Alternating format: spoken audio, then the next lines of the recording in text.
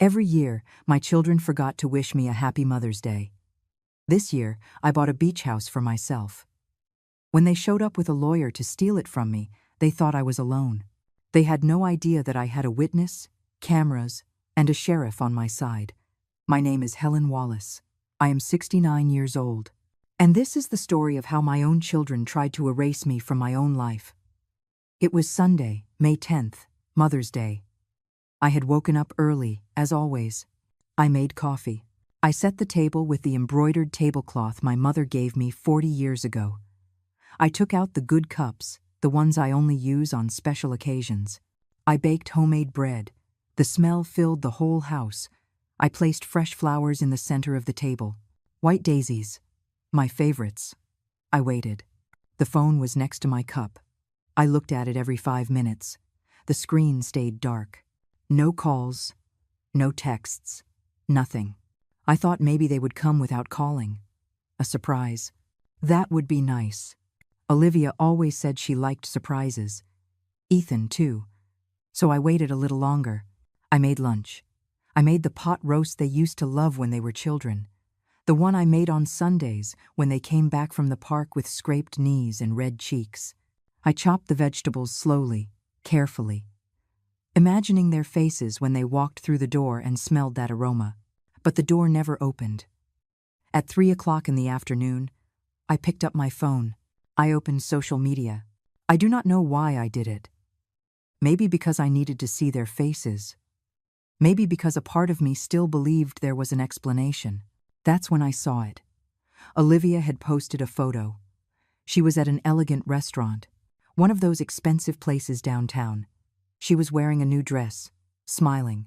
Next to her was Ethan, also smiling. And there were other people, friends, glasses of wine, full plates. The caption said, "Perfect Sunday with the people who matter." The people who matter. I read that sentence 3 times. 4, 5. The people who matter. I was not in that photo. I was not at that restaurant. I was not one of the people who mattered. I looked at the table I had set. The bread that was now cold. The flowers that were starting to wilt. The pot roast that no one was going to eat. I did not cry. I did not scream. I just stayed there. Sitting.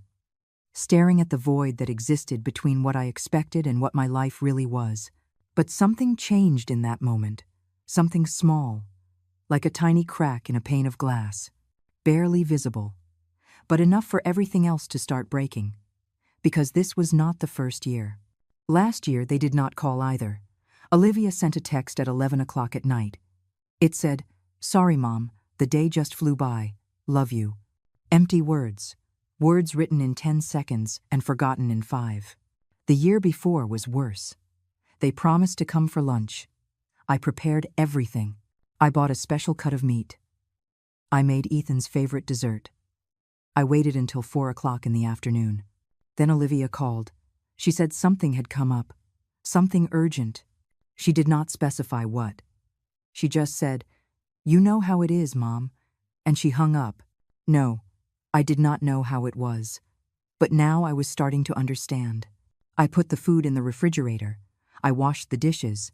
I folded the tablecloth. I put the flowers in a smaller vase. All in silence.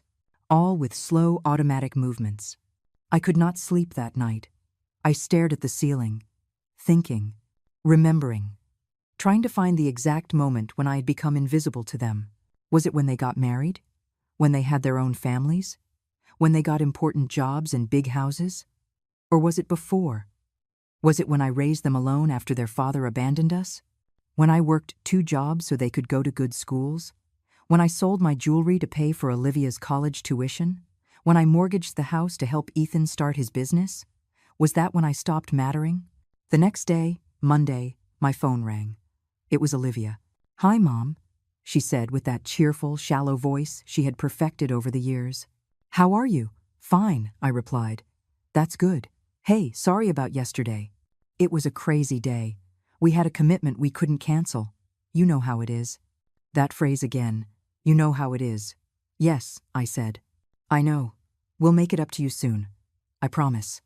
"Oh, and Ethan wanted to call you too, but he's in meetings all day. He sends his love." Of course, I said. We hung up.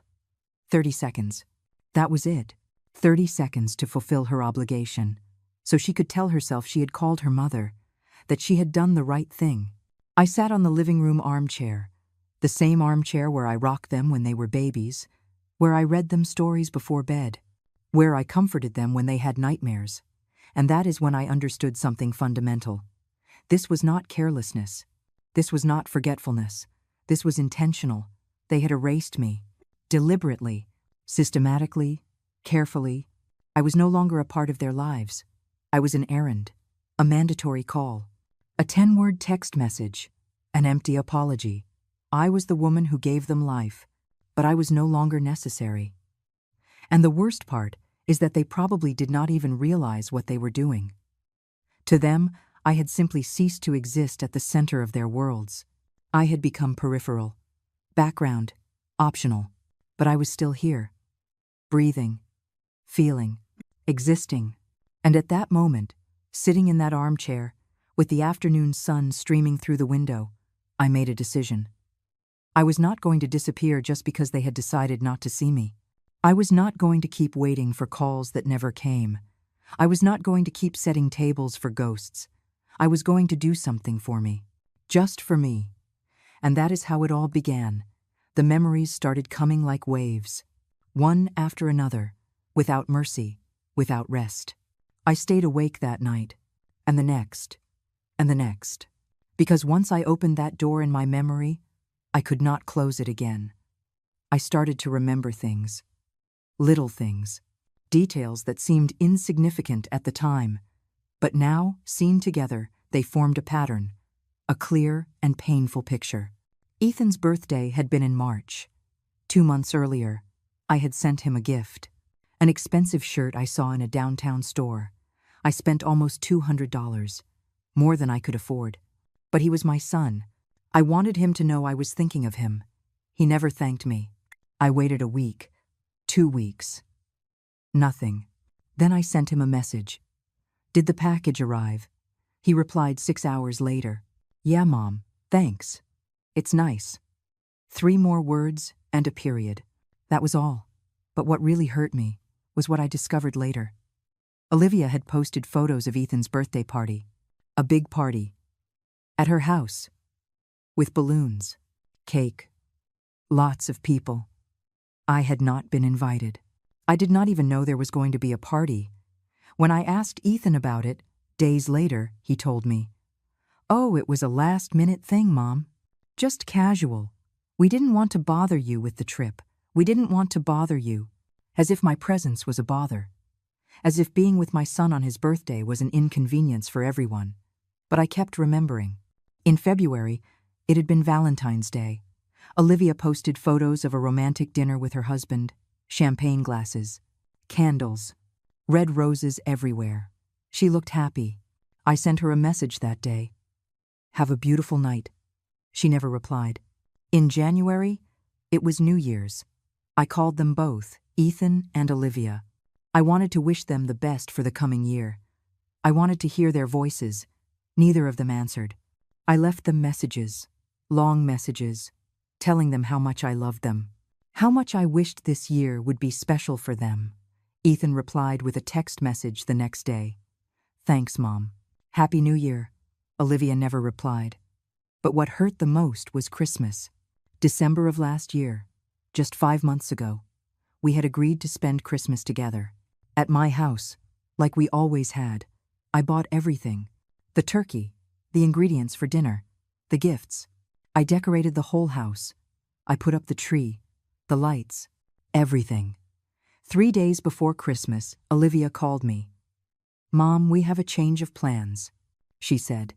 Her voice sounded distant, rehearsed. "We're going to spend Christmas at Ethan's in-laws' house. His mother-in-law is not feeling well and wants to have the whole family together. I hope you understand." "And me?" I asked.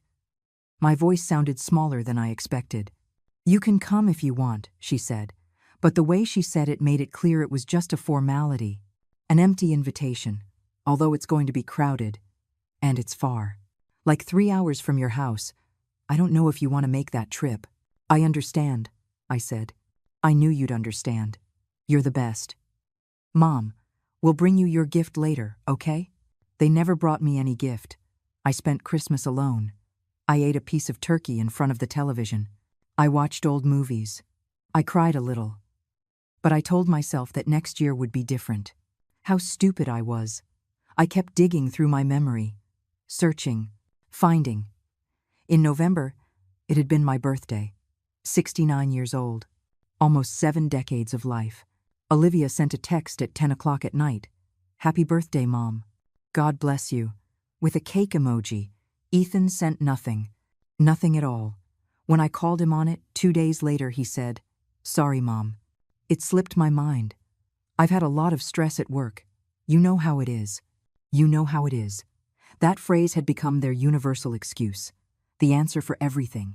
The shield they hid behind. But there was more. So much more. In October, they had a family gathering. On Olivia's side. A meal to celebrate I don't know what. I saw the photos on social media. Her husband's entire family was there.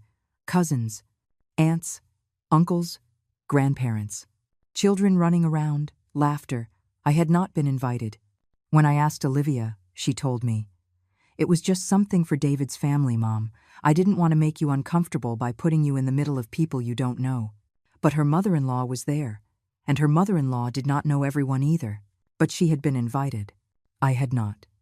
In September, Ethan asked to borrow money. $500. He said it was an emergency, that he would pay me back in 2 weeks. I gave him the money, even though it meant I would have to tighten my budget that month, even though it meant skipping some meals, even though it meant not buying the medicine I needed. I gave it to him because he was my son. He never paid me back. And when I asked him about it, a month later, he said, Oh, Mom, don't pressure me. I'll pay you back. Don't be like that. Don't be like that. As if I were the bad guy. As if asking him to keep his word was an attack. In August, it was Olivia's daughter's birthday, my granddaughter. Emma was turning 7 years old. I bought her a beautiful gift, a doll I had seen on her wish list. It cost $150, but she was my granddaughter, my only granddaughter. I went to the party. With my gift wrapped in shiny paper, with a big bow, I arrived early. I rang the doorbell. Olivia opened the door. She looked surprised, almost annoyed. Mom, she said, I didn't know you were coming. What do you mean you didn't know? It's Emma's birthday. I'm her grandmother. Yeah, of course. It's just, well, it doesn't matter. Come on in. She let me in. But she did not greet me warmly. She did not hug me. She just stepped aside so I could pass. The house was full. Kids, parents, decorations everywhere. Balloons, music, a table full of sweets. But no one spoke to me. I sat in a chair in the corner. I held my purse in my lap. I watched Emma open her gifts. When she opened mine, she barely looked at it. Another doll, she said, listlessly. And she set it aside. Olivia did not even thank me. I stayed for an hour, maybe less. No one noticed when I left. All these memories, all these small exclusions, all these moments when they made me feel invisible. They were not accidents. They were not coincidences. It was a pattern, a clear and deliberate pattern. They had been erasing me, little by little, day after day, until it reached the point where they did not even bother to hide it. I sat in my living room, surrounded by old photos, photos of when they were children, when they needed me, when I was their whole world. When did everything change? At what point did I stop being Mom and become a burden? Because that's what I was now. I knew it. I felt it. I was the inconvenient woman, the one who asked questions, the one who waited for calls, the one who wanted attention. It was too much. It was always too much. And they had decided, without telling me, that it was easier to just push me aside, keep me at a distance, give me crumbs of affection when they felt guilty. But not anymore.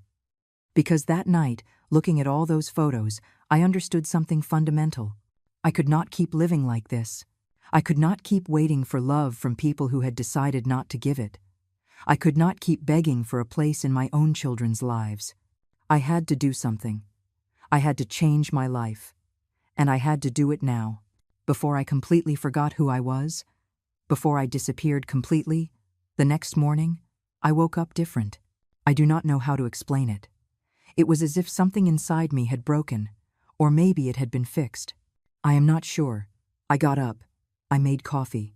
I sat by the window, and for the first time in years, I did not think of them first. I thought of me. Who was I now? I was not the mother they needed. That was already clear. They did not need me. Maybe they never really needed me. They only needed what I could give them. The money, the support, the sacrifice.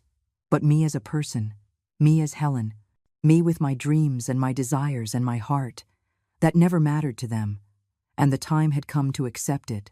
Not with anger, not with shouting, not with drama, just with the quiet, devastating clarity of someone who finally sees the truth. My children did not love me the way a daughter and a son should love their mother. Maybe they cared for me in some distant, convenient way. Maybe they thought of me when they needed something. Maybe they even felt guilty from time to time. But true love, love that is shown with presence, with time, with effort, with sacrifice, that love did not exist, and I had spent years trying to convince myself otherwise. Years making excuses, years justifying, years hoping things would change. But things were not going to change. They were not going to change. And if I wanted to have a life worth living, I had to be the one to change.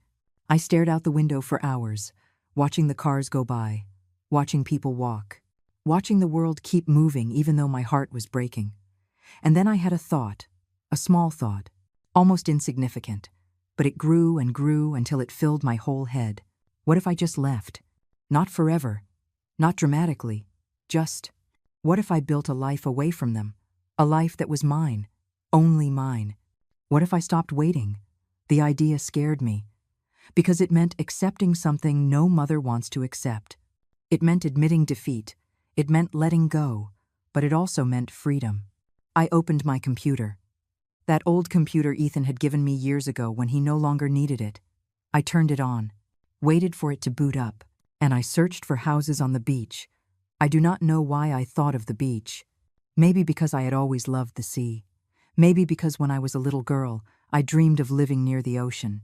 Maybe because I needed something that was completely different from this house full of memories. I spent days looking at options. Small houses, apartments, cabins, simple but beautiful places. Places where I could wake up listening to the waves. Where I could walk barefoot in the sand. Where I could start over. The prices were high. Very high. But I had savings. Savings I had put away for years. Money I had planned to leave to them when I died. But why wait until I died? Why not use that money now? For me? For my happiness?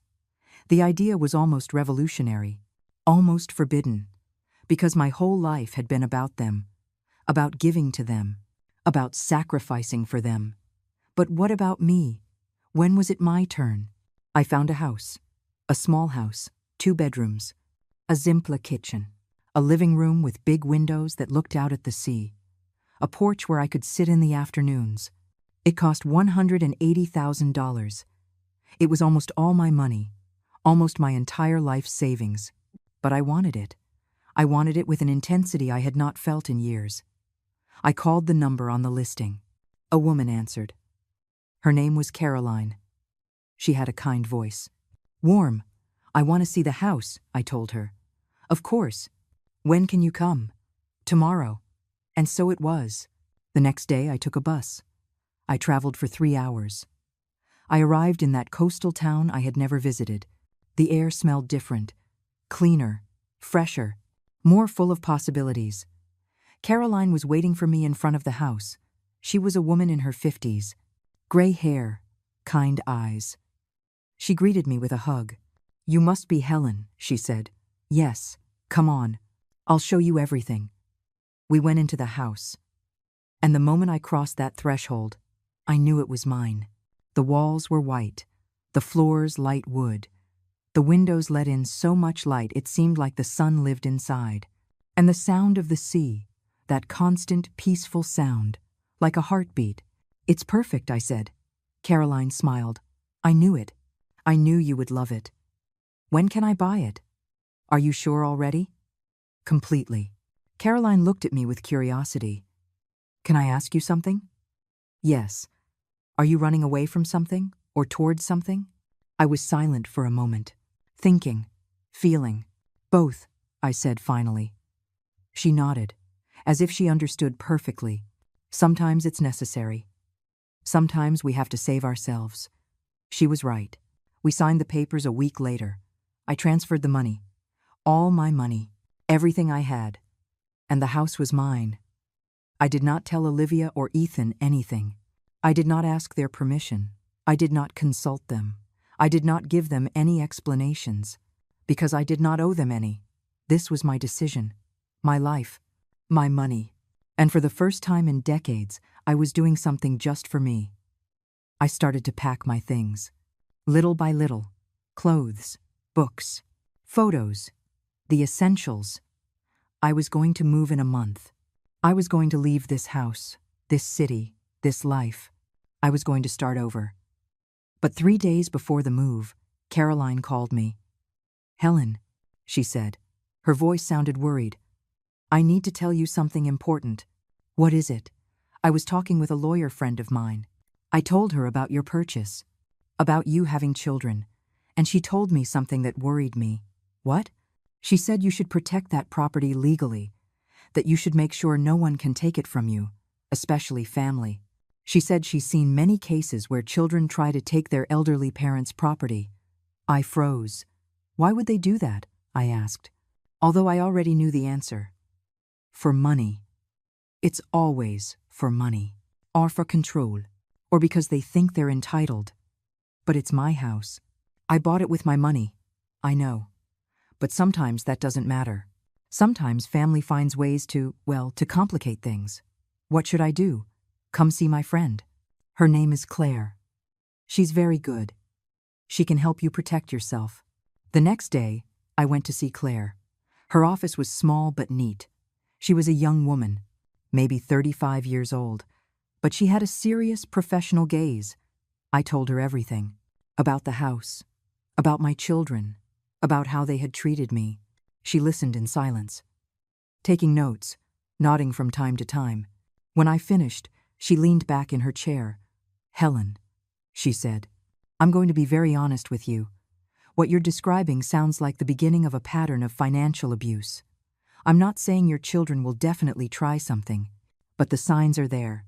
The emotional distance, the requests for money, the lack of respect. All of that can escalate. What can I do? First, you need to document everything, every conversation, every message, every interaction. Second, you need to legally protect this property. We're going to create a trust. We're going to install security cameras in the house. And we're going to make sure that if anyone tries anything, we have evidence. Do you really think it's necessary? Claire looked me straight in the eye. I hope not. I hope your children simply let you live in peace. But if I've learned anything in this job, it's that it's better to be prepared. Because when things get ugly, they get very ugly, very fast. So I did everything she told me. I installed cameras. I hired a lawyer. I saved every message, every call, and I waited. Because something told me this was not over. Something told me that when Olivia and Ethan found out about the house, everything was going to explode. And I was right. I moved to the beach house in June, a Tuesday morning. The moving truck arrived early. 2 men loaded my few belongings, boxes of clothes, some furniture, photographs I could not leave behind, even though they hurt to look at. I closed the door of my old house for the last time. The house where I raised my children. The house full of memories, some good, most now tinged with sadness. I did not look back. The drive was long but peaceful. I arrived in the mid-afternoon. The sun was high. The sea was sparkling. And when I got out of the car in front of my new house, I felt something I had not felt in years. Peace. The first few days were an adjustment. Unpacking, arranging, meeting the neighbors, walking on the beach, getting used to the constant sound of the waves. I did not tell Olivia or Ethan I had moved.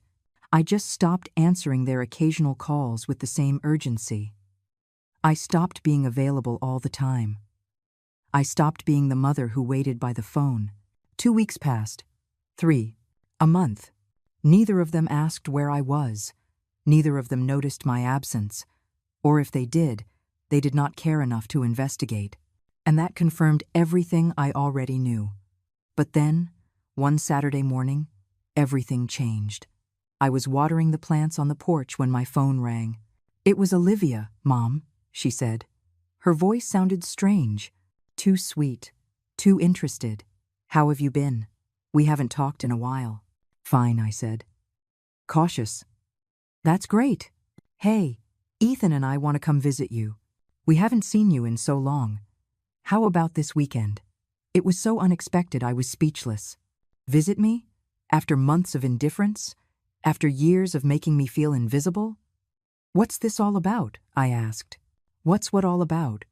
We're your family. We miss you. Can't we want to see you?" There was something false in her tone, something rehearsed. "How did you know where I am?" There was a brief pause, too brief, as if she had been expecting that question. "We went to your house, the old house, and the neighbors told us you had moved. They gave us your new address." A lie. I had not left my address with the neighbors. "I see," I said. "So, can we come? Tomorrow maybe? We'll bring lunch. We'll spend the day together." Something in my stomach twisted. An alarm. A warning. "Let me think about it," I said. "I'll call you later." I hung up before she could insist. I stood there, phone in my hand, my heart beating fast. How had they found my address? And why this sudden interest? I called Claire immediately. "Something is happening," I told her. I told her about Olivia's call. "Have you mentioned the house to them?" she asked. "No, not to anyone. Only you and Caroline know." Then someone else told them. Or they found out on their own. "Helen, I don't like this. I don't like this at all. What do you think they want?" "I don't know, but I suggest you turn on the cameras. All of them. And don't let them into the house alone." "Do you have someone who can be with you?" "I can ask Caroline." "Do it. And keep me informed of everything." I called Caroline. I explained the situation. She did not hesitate for a second. "I'm on my way right now," she said. "And I'll stay the whole weekend if necessary." She arrived that same afternoon with a small suitcase and a determination in her eyes that made me feel less alone. "I don't know if I'm overreacting," I told her. "You're not overreacting. Trust your instincts. If something feels wrong, it probably is." The next day, Sunday, Olivia called again. "Mom, we're on our way. We're leaving in an hour. Do you need us to bring anything?" "Olivia, I don't think it's a good idea for you to come today." "Why not?" "I already told you we want to see you. I'm busy." "Busy with what?" "Come on." "Mom, don't be like that." And then she said it. The sentence that confirmed everything. "Besides, we want to see your new house. They say it's really nice. Right on the beach.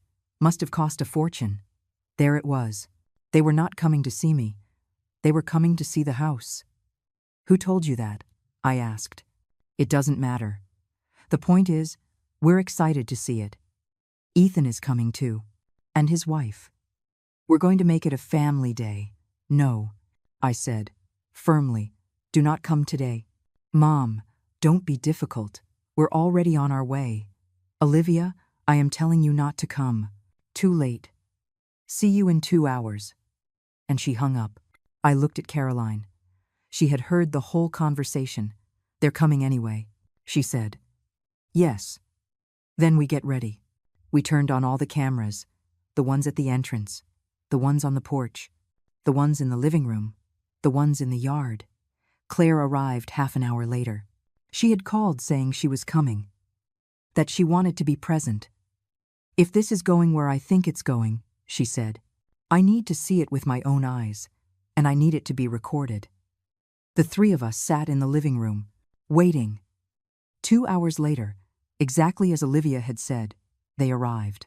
A big, expensive black car. It parked in front of my house. Olivia and Ethan got out, but they were not alone. With them was a man I did not know, Gray suit, briefcase in hand, serious face, and behind him, Ethan's wife. A woman who had always treated me with disdain. "Who is that man?" I asked Claire. She narrowed her eyes. "If I had to guess, I'd say he's a lawyer." My heart stopped. They knocked on the door. Loudly, insistently. Caroline took my hand. "Breathe. You are not alone." I opened the door. Olivia walked in first. Without waiting for an invitation, looking at everything, evaluating, calculating. "Mom," she said. But she did not hug me. She did not even really look at me. Her eyes were fixed on the house, on the windows, on the view of the sea. Ethan came in next. He did not greet me warmly either. Just a quick kiss on the cheek. Cold, mechanical. And then the man in the suit entered. "Mrs. Wallace," he said, extending his hand. "My name is Richard Price. I'm an attorney. I represent your children." There it was. The confirmation. They had not come to visit me. They had come to take my house. Claire stood up. "I'm Claire, Mrs. Wallace's attorney, and I'd like to know exactly what you're doing here." Olivia's face changed. Surprise, confusion, anger. "Attorney? Why do you need an attorney, Mom?" "That's an excellent question, Olivia," Claire said. "Why would your mother need an attorney? Is there something she needs to be protected from?" Richard cleared his throat. "Mrs. Wallace, we are here on behalf of your children because they are concerned for your well-being.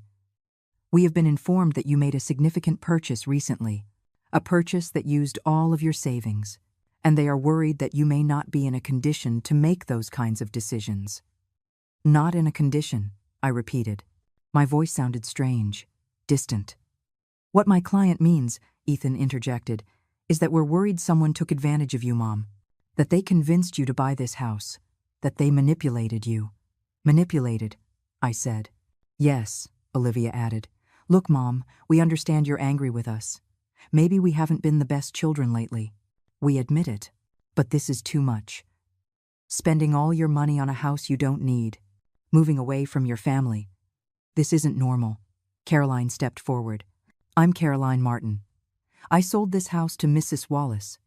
And I can assure you, no one manipulated her. She came of her own free will, with her own money, and she made her own decision. And who are you to her?" Olivia attacked.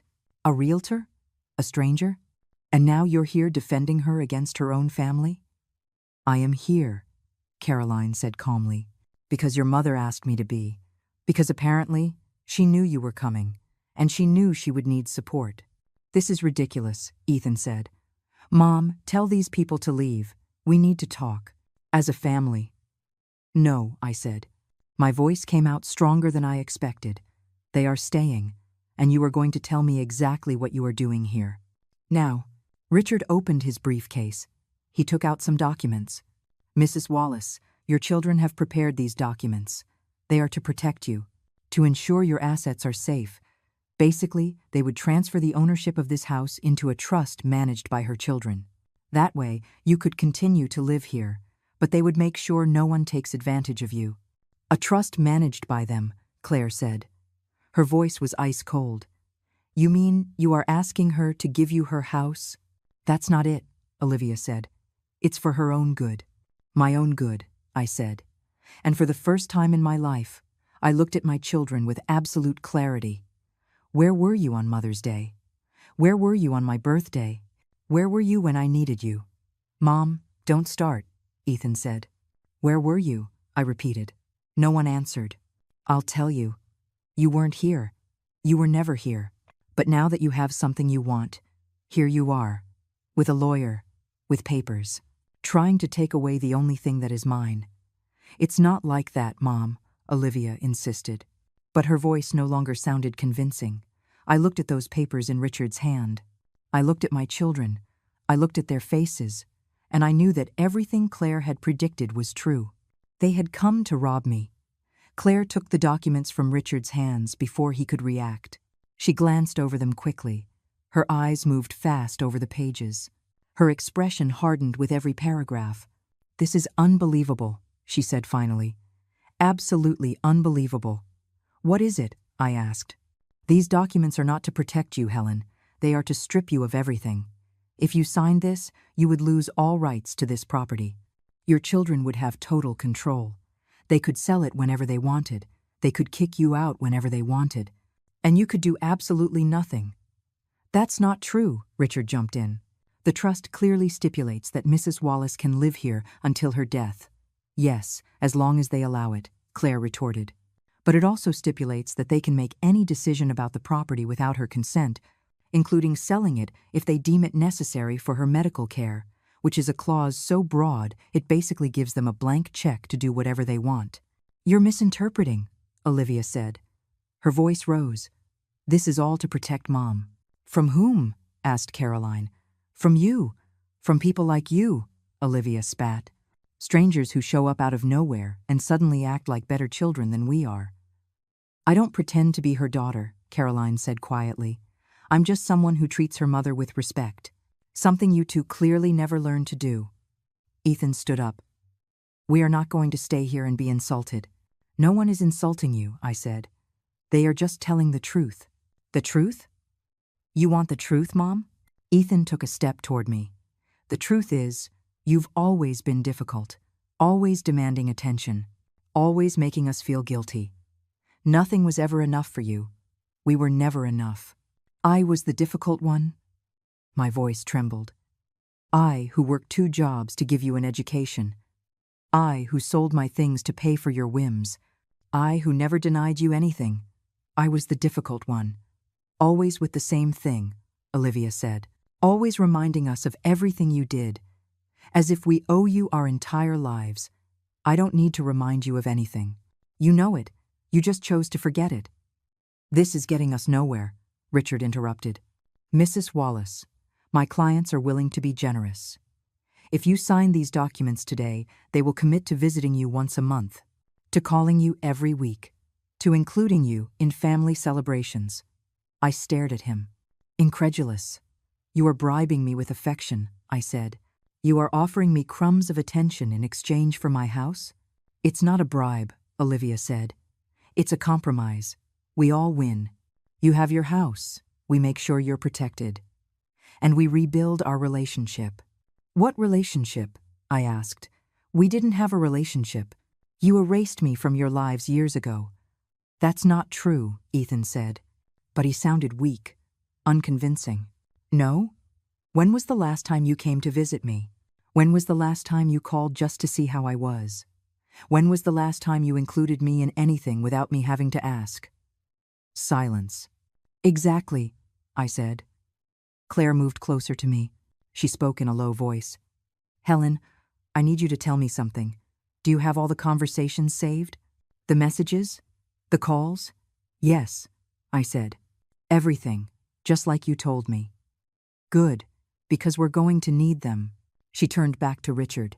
Your proposal is unacceptable, and I suggest you review the civil code, specifically the articles on financial exploitation of the elderly, because what you are trying to do here fits that definition perfectly. We are not exploiting anyone, Richard said. But for the first time he sounded unsure. No? Then explain to me why your clients show up unannounced, with legal documents already prepared, pressuring a 69-year-old woman to sign over control of her property. Explain to me why they didn't consult with her first, why they didn't respect her decision to buy this house with her own money. Because we're worried, Olivia insisted. Is that so hard to understand? We are her family. We have a right to be worried. The problem, Caroline said, is that you were never worried before. Only now. Only when there's money involved. You don't know anything about our family, Olivia yelled at her. I know enough. I know your mother spent Mother's Day alone. I know she spent Christmas alone. I know you never visited her, never called her. And now, suddenly, you're the concerned children of the year. Do you know what I think? I think you saw an opportunity. A house on the beach, $180,000. And you decided that money should be yours. $180,000, Ethan repeated. His eyes went wide. You paid $180,000 for this house. There it was. The final confirmation. They did not know exactly how much it cost. They just knew it was valuable. That was all your money, Ethan continued. Everything you had saved.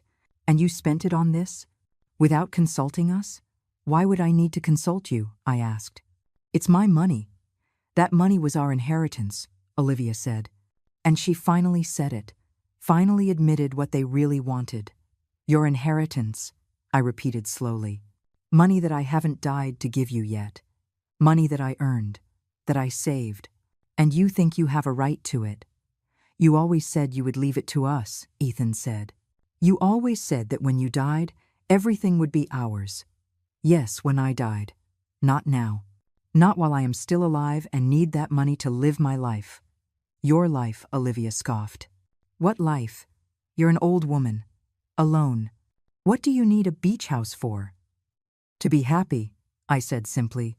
To have a place where I don't feel invisible. Where I don't have to beg for attention. Where I can just exist without feeling like I'm too much. This is a mistake, Richard said. Mrs. Wallace, your children are right to be concerned. Such a large purchase at your age, without consulting anyone, could be a sign of cognitive decline. Cognitive decline, Claire said. Her voice was dangerous. Are you telling me that a perfectly lucid woman, who made a sound financial decision, who consulted with lawyers, who did her due diligence, has cognitive decline simply because her children don't agree with her decision? That's not what I said. It's exactly what you said. And I warn you, if you continue down that path, I will file a formal complaint with the Bar Association. What you are doing here is harassment. It is manipulation. And I will not allow it to continue. Claire is right, I said, finding my voice, my strength. I want all of you to leave. Now. Mom, we can't just leave like this, Ethan said. We need to resolve this. There is nothing to resolve. This is my house. I bought it with my money. And I am not signing any documents. Ever. You're going to regret this, Olivia said. Her mask had finally fallen. There was no more sweetness. No more feigned concern. There was only rage. You're going to end up alone. Completely alone. And when you need us, we won't be there. You know what? I said. I was already alone. I have been alone for years. You're just making it official. This isn't going to end here, Ethan threatened. Is that a threat? Claire asked. Because I hope you know this conversation is being recorded. Every word, every threat. Recorded? Olivia looked around. She saw the cameras. Her face went pale. You were recording us, yes, I said. Since you arrived. Everything is recorded. This is illegal, Richard exclaimed. Actually, it's not, Claire corrected.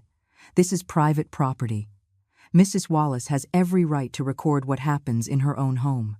And believe me, this video is going to be very useful if you decide to pursue any legal action. Richard closed his briefcase. This isn't over. Oh, yes, it is, I said. Now leave, all of you. And don't come back unless you are willing to treat me with respect, with real love. Not this farce. Olivia looked at me with pure hatred. You are selfish. You always were.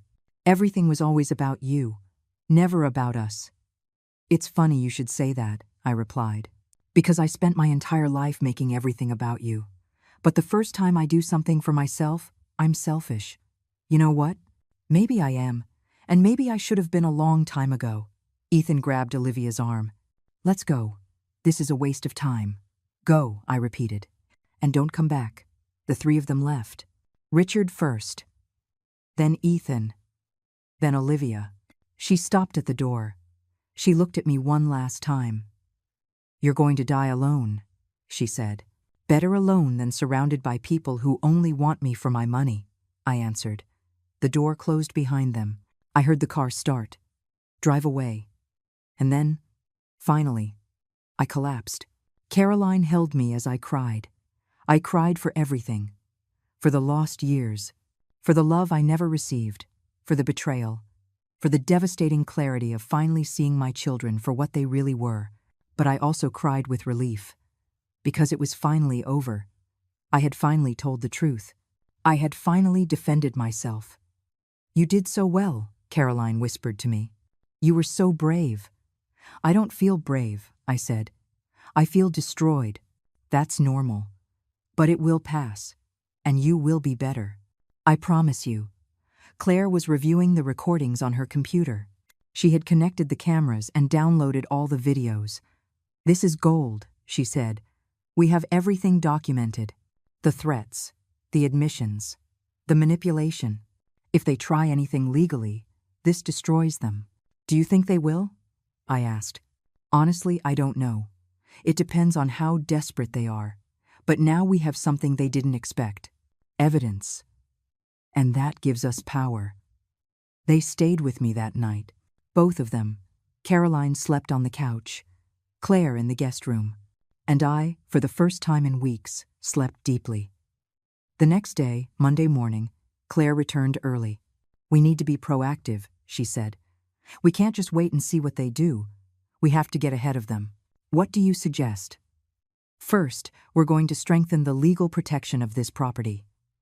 I'm going to create documents that unequivocally prove you are in full possession of your mental faculties. We're going to get medical evaluations.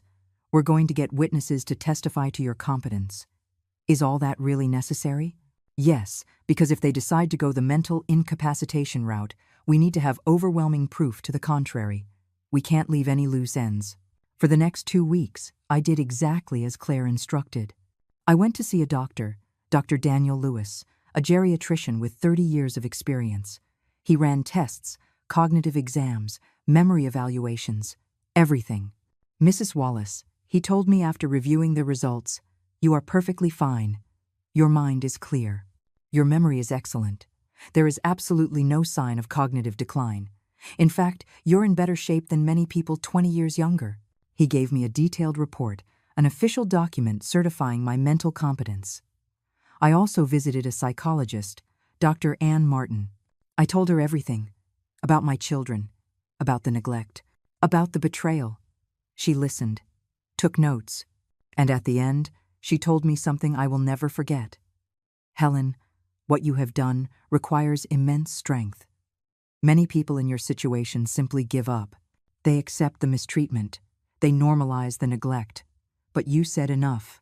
You chose your own happiness over their approval. That is not selfishness. That is self-preservation. That is mental health. She also gave me a report, certifying that I was emotionally stable, that my decision to buy the house was not the product of depression or impulse, but a conscious and healthy choice. Claire gathered everything. The medical reports, the videos, the text messages, the call logs, everything. Now we have a solid case, she said. If they try anything, we are more than ready. But days passed, and nothing happened. Then weeks. No calls, no messages, no lawyers knocking on my door. Absolute silence. And that silence confirmed everything I already knew. They did not miss me. They were not worried. They were just waiting, planning their next move. Don't trust the calm, Caroline warned me. People like them don't give up that easily. She was right. A month after their visit, a certified letter arrived. From Richard Price's law firm. I opened it with trembling hands. I read it once, twice, 3 times. I could not believe what I was seeing. They were suing me. Olivia and Ethan were suing me for mental incapacity. They were asking a judge to declare me incompetent, to appoint a legal guardian, and they, of course, were offering themselves as guardians. If they won, they would have total control of my life, my money, my house, everything. I called Claire immediately. I already know, she said. I received the notification this morning, and I'm already preparing the defense. How can they do this? How can they lie like this? Because they're desperate. And because they probably think they're going to win. They think you're just an old woman with no resources, no defense, no one to support you. But we have a chance. Helen, we don't just have a chance. We are going to win. And when we win, they are going to be exposed. They are going to be ridiculed. And they are going to have to pay the court costs. When is the hearing? In 6 weeks, which gives us enough time to prepare. For those 6 weeks, I worked harder than I had in years. Claire coached me. She made me practice what I would say in court, how I would behave, what I would wear. You have to look competent, she told me. Lucid, confident.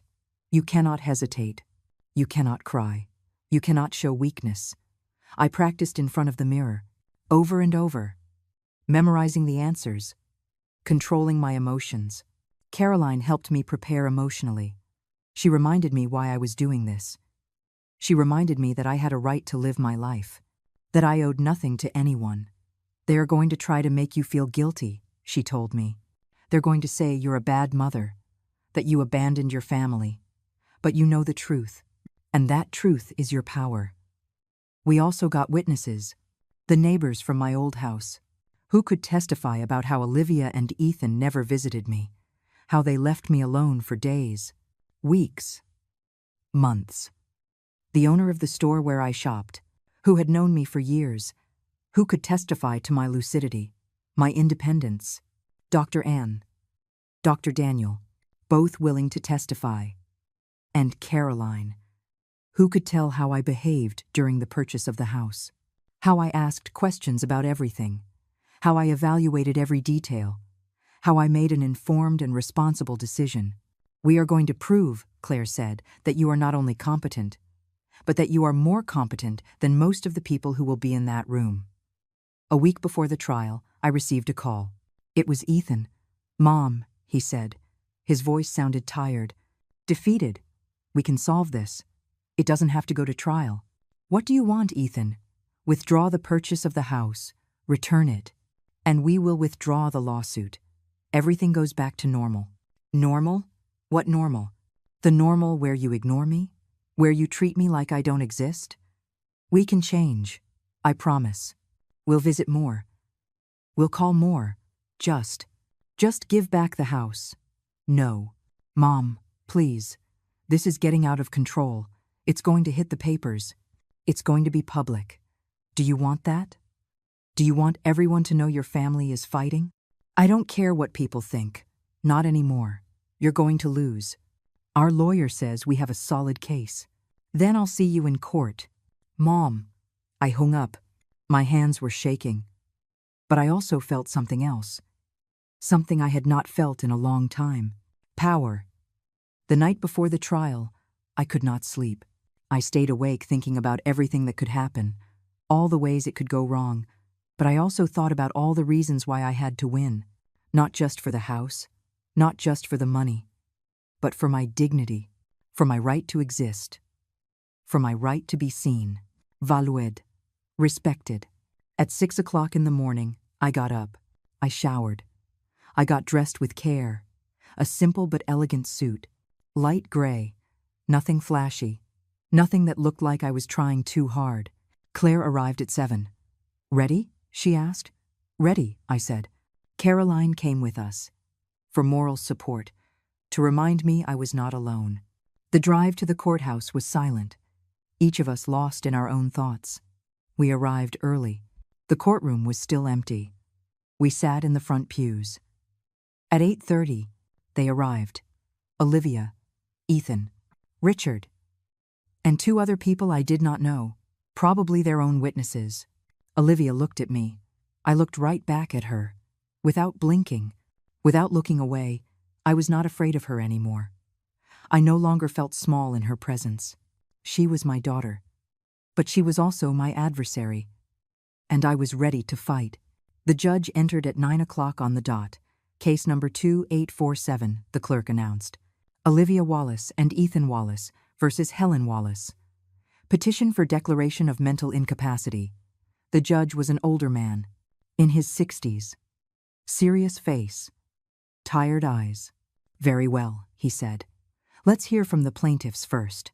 Richard stood up, and the trial began. Richard walked to the center of the room.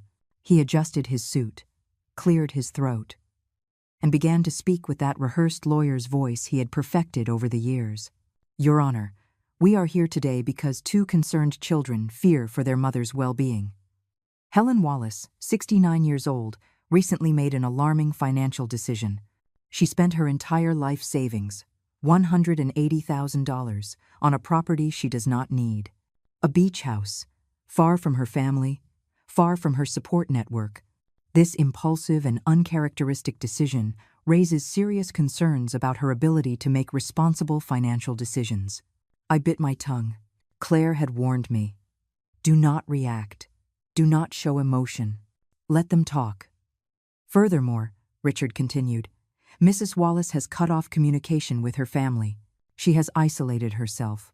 She has refused help. She has hired lawyers and installed security cameras as if her own family were a threat. This paranoid behavior is another sign of mental decline. Paranoid. He called me paranoid for protecting myself from them. My clients do not seek to control their mother. They only want to ensure she is safe, that she is not exploited, that her final years are dignified and protected. That is why we request that the court appoint a legal guardian, someone who can oversee her finances, someone who can make decisions in her best interest. He sat down, pleased with himself. The judge looked at his papers. Do you have witnesses? Yes, Your Honor. We call Olivia Wallace. Olivia stood up. She walked to the stand. She swore to tell the truth. She sat down, and her performance began. My mother was always a strong woman, she said. Her voice trembled perfectly, as if she were holding back tears. She raised us alone. She worked hard. She gave us everything. But in recent years, I've noticed changes. She's become forgetful, confused. Sometimes she calls and repeats the same stories. Sometimes she forgets we've already spoken. A lie, a pure lie. And then, suddenly, without telling anyone, she buys this house, a very expensive house, in a place she'd never even visited, without consulting us, without thinking of the consequences. When we found out, we tried to talk to her, but she became defensive, aggressive. She accused us of horrible things, said we didn't love her, that we had abandoned her. None of that is true. We're just worried. How often did you visit your mother before this purchase? The judge asked. Olivia hesitated. Just for a second. But it was enough. Well, not as often as we would have liked. We both work. We have our own families. But we called. We always called. How often? Once or twice a month. Another lie. Claire knew it. I knew it. And soon the judge would know it too. Richard asked more questions. Olivia answered with more lies. They painted me as a fragile woman, confused, easily manipulated. Then they called Ethan. He was more direct, less emotional. My mother changed, he said. She's not the same. She used to be reasonable. Now she's stubborn, irrational. She became obsessed with this idea that we don't love her, that we abandoned her. But it's not true. We've always been there for her. Were you present on Mother's Day this year? The judge asked. Ethan tensed. No, we had a prior commitment. And the year before, we also had commitments. And did you call her that day? Silence. Mr. Wallace, I asked if you called your mother on Mother's Day. I sent a text, he said finally. At night, the judge wrote something in his notes. After Ethan, Richard tried to call a psychiatrist, someone who had never met me, but who had reviewed the case and believed I showed signs of decline. Claire objected immediately. Your Honor, this witness has never evaluated my client. He has never spoken with her. His opinion is based solely on information provided by the plaintiffs. It is completely inadmissible, the judge agreed. The psychiatrist could not testify. Richard looked frustrated. That is all, Your Honor. We rest our case. The judge turned to Claire. Does the defense wish to present its case? Yes, Your Honor. Claire stood up, and at that moment, everything changed. Your Honor, what we are witnessing here is not the case of a mother with mental decline. It is the case of two adult children trying to steal from their mother. It is that simple. And I am going to prove it. She walked to the center of the room. She took out a remote control, and she projected the first video onto the screen. It was from Mother's Day. The table I had set. Empty. The silent phone. And then the screenshots of Olivia's social media. The restaurant photos. The caption, Perfect Sunday with the people who matter. This, Claire said, is Mother's Day of this year. Mrs. Wallace prepared a meal. She waited for her children. They never came. They never called. And instead, they were celebrating with other people, the people who matter. Their words, not mine. Olivia sank in her chair. Claire showed more evidence. Text messages, call dates, all documented. In the last 12 months, Claire said, Olivia Wallace called her mother exactly 4 times. Ethan Wallace, 3 times. Neither of them visited her a single time, except when they discovered she had bought a valuable property. Then, suddenly, they appeared. With a lawyer. With legal documents already prepared. Demanding she sign over control. She played the video from that day. The entire thing. Every word. Every threat. The judge watched the screen intently. His expression hardened with every minute. When the video finished, Claire spoke again. Your Honor, I would now like to call my first witness, Helen Wallace. I stood up. My legs were shaking. But I walked steadily to the stand. I swore to tell the truth. I sat down, and I took a deep breath. Claire approached. She gave me a small, comforting smile. Mrs. Wallace, can you tell us why you decided to buy the beach house? Because I needed a place where I didn't feel invisible, I said. My voice came out clearer than I expected. I spent years waiting for my children to see me, to include me, to love me, but they never did. And I realized that if I wanted to have a life worth living, I had to build it myself. Did anyone pressure you to make that purchase? No. It was completely my decision. I researched for weeks. I consulted with the realtor. With you. With my bank. I made an informed and responsible decision.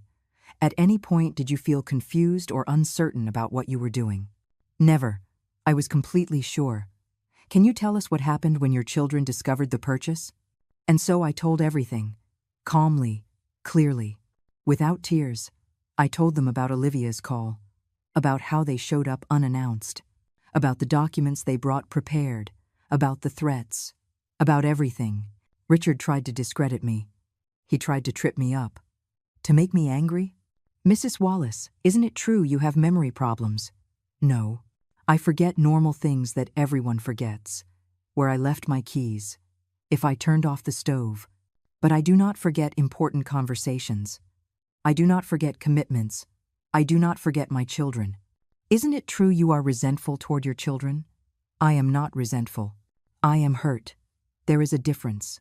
Resentment is bitter. Hurt is honest. Don't you think your children have a right to be concerned? They would have a right if they were actually concerned. But they are not. They are concerned about the money, not about me. Claire then called Dr. Daniel. He testified about my evaluations, about my perfect mental health, about my complete lucidity. In my professional opinion, he said, Mrs. Wallace is in full possession of her faculties. There is absolutely no sign of cognitive decline. In fact, her mental clarity is remarkable. Then Dr. Ann testified. She spoke about my emotional health, about my strength, about my ability to make difficult but necessary decisions. What Helen did requires exceptional mental health, she said. Many people in her situation stay trapped in toxic relationships because they don't have the courage to leave. She did. That is not insanity. That is bravery. Caroline testified next. She told about the buying process, about how I asked about everything, about how I evaluated every detail, about my completely normal and responsible behavior. And finally, Claire presented more evidence. Text messages from Ethan asking to borrow money. $500 that he never paid back. Broken promises. Cancelled visits. All documented. Your Honor, Claire said at the end. What we have here is not an incompetent mother. It is a mother who finally said enough, who finally put herself first. And her children cannot stand it. Not because they are worried about her, but because they are worried about their inheritance. They are worried that the money they thought was theirs is no longer available. So they invented this story of mental incapacity. But as we have proven today, it is exactly that. A story, a lie, and an attempt at financial exploitation of a senior citizen. She sat down. The judge reviewed his notes for what seemed like an eternity. The courtroom was completely silent. You could only hear the ticking of the clock on the wall. Finally, he looked up. I have heard enough, he said, and I have seen enough, and my decision is as follows. My heart was beating so hard I thought everyone could hear it. The petition for a declaration of mental incapacity is denied, completely. Mrs. Helen Wallace is clearly in full possession of her mental faculties. She made an informed and responsible financial decision, and she has every right to live her life as she chooses. I felt the air return to my lungs. Furthermore, the judge continued, I find that this lawsuit was frivolous and motivated by financial interests. The plaintiffs will pay all court costs, and I warn Miss Olivia and Mr. Ethan Wallace that any future attempt to harass or manipulate their mother will be met with the full severity of the law. He struck the gavel. Case closed. Claire hugged me. Caroline cried. And I just sat there, paralyzed, processing. I had won. I looked over at where Olivia and Ethan were. Olivia had tears in her eyes, but they were not tears of sadness. They were tears of rage, of humiliation. Ethan was not looking at me. His gaze was fixed on the floor. Richard was packing his papers hastily, clearly wanting to get out of there as quickly as possible. And then Olivia looked at me, one last time. She said nothing, but her look said it all. This was not over for her, not in her mind, not in her heart, but for me, it was. Because I had finally won something more important than the lawsuit. I had won my freedom. I walked out of the courthouse with my head held high. The afternoon sun blinded me for a moment, but it was a bright, warm Sunday, full of promise. Claire walked on one side of me, Caroline on the other, both smiling, both proud. You did it perfectly, Claire told me. It couldn't have gone better. Thanks to you, I replied. Without you, I wouldn't have known what to do. Thanks to you, she corrected. For having the courage to defend yourself, for not giving up, for believing you deserved better. We stopped on the sidewalk. The traffic passed. People walked by. The world kept spinning. But I felt different, lighter, as if I had left years of weight in that courtroom. What will you do now? Caroline asked. Live, I said simply. Just live. That night, back in my house by the sea, I sat on the porch. I listened to the waves. I looked at the stars. And for the first time in years, I felt true peace. It was not the peace of resignation. It was not the peace of denial. It was the peace of someone who had finally fought and won. The peace of someone who had stood up for herself and survived. The following days were strange. I expected to feel sadness, guilt, regret. But none of that came. Just a deep calm. A quiet certainty that I had done the right thing. I received no calls from Olivia or Ethan. No messages, no attempts at reconciliation, and I was not surprised. Because it had never been about me. It had been about the money, about the inheritance, about control, and now that they had lost, there was no point in pretending anymore. A week after the trial, I was watering my plants when I saw a woman walking on the beach. She was older, maybe my age. She wore a large hat and walked slowly, carefully. She stopped in front of my house. She looked at me, and she smiled. Excuse me, she said. Are you Mrs. Wallace? Yes, I replied, cautiously. I read about you in the newspaper. About the trial. I hope you don't mind me mentioning it. My heart sped up. I did not know they had published anything about the case. I didn't know it was in the paper, I said. It was just a small note, in the local section. But it struck me, because I have children too, and I have also felt, I have also felt what you felt. She came a little closer. I could see her eyes. They were full of understanding, of shared pain. My name is Lillian, she said. Lillian Davis. And I just wanted to tell you that I admire what you did very much. I admire your bravery. Thank you, I said. My voice sounded softer than I expected. Can I ask you something? Yes. How did you know it was time? How did you know you had to walk away? I was silent for a moment, thinking, remembering. I think I knew when I realized I was waiting for love from people who had decided not to give it, and that I could spend the rest of my life waiting, or I could start living, and I chose to live. Lillian nodded slowly. Tears glistened in her eyes. I'm still waiting, she said in a low voice. I'm still waiting for my children to see me, to value me. But every day it gets harder. Then maybe it's time for you to stop waiting, I told her gently. Maybe it's time for you to choose yourself. She smiled through her tears. Maybe you're right. Would you like some coffee? I offered. Here on the porch, looking at the sea. I would love that. It has been 2 years since that trial. 2 years since I said enough. 2 years since I decided my life belonged only to me. The house by the sea is still my refuge. Every morning I wake up to the sound of the waves.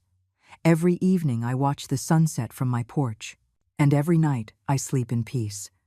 A peace I never knew before. A peace I did not know was possible. Olivia and Ethan never looked for me again. Not one call, not one message, not even on my birthday or at Christmas. And that's okay. It really is okay. Because I understood something fundamental during these 2 years. I cannot force anyone to love me. I cannot beg for a place in anyone's heart.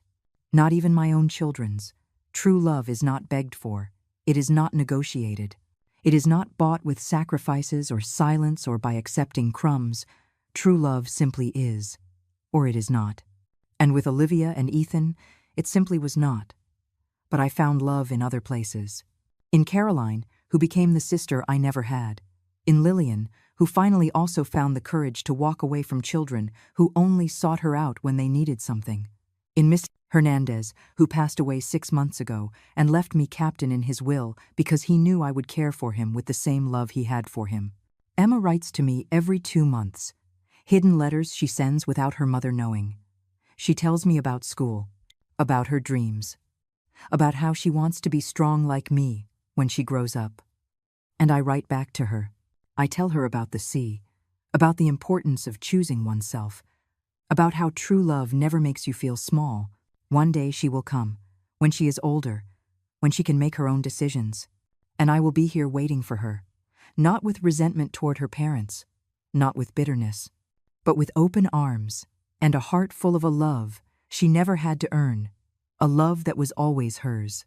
I have learned that family is not always blood. Sometimes it is the people who show up in your life right when you need them most. The people who see you, who value you, who choose to stay. I have learned that it is okay to set boundaries, that it is okay to say no, that it is okay to walk away from people who hurt you, even if they share your last name. I have learned that it is never too late to start over, that at 69 years old, you can build a completely new life, a life that makes sense, a life that is yours. And I have learned that forgiveness does not mean reconciliation. I can forgive Olivia and Ethan for what they did and still choose not to have them in my life. I can wish them the best from a distance. I can let go of the pain without letting go of the boundaries.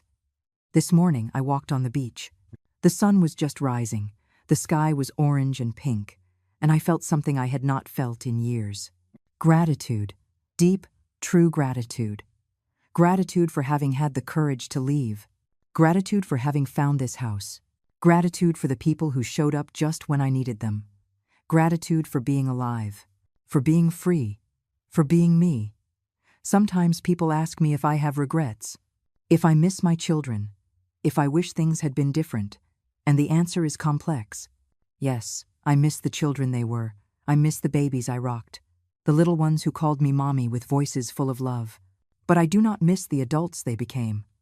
I do not miss the pain. I do not miss the invisibility. I do not miss feeling like a burden in their lives. I wish things had been different, of course, I do. I wish I had children who truly loved me, who valued me, who chose me, but I did not. And I had to accept that and move on. And now, looking back, I can say with all honesty that I made the right decision, that saving myself was the bravest act of my life, that choosing myself was not selfishness. It was survival. This house by the sea is not just a refuge. It is a symbol, a daily reminder that I deserve beauty, I deserve peace, I deserve a life worth living. And every day that I wake up here, every day that I see the ocean, every day that I breathe this clean, salty air, I am living that life. It is not the life I imagined when I was young. It is not the life I dreamed of when my children were small, but it is my life. completely mine. And it is enough. More than enough. It is all I need.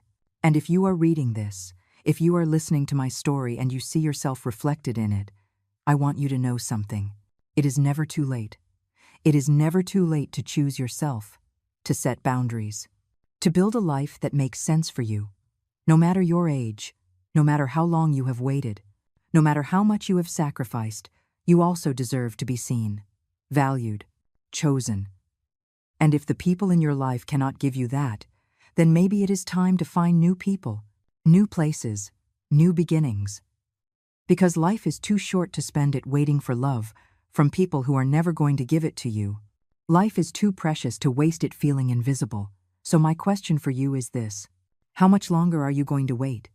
How much longer are you going to accept crumbs when you deserve a feast? How much longer are you going to let others define your worth? Because I waited too long, almost my entire life. And when I finally stopped waiting and started living, everything changed. And you can change your life too. Today. Now. In this moment. You just have to choose yourself. Like I finally chose me.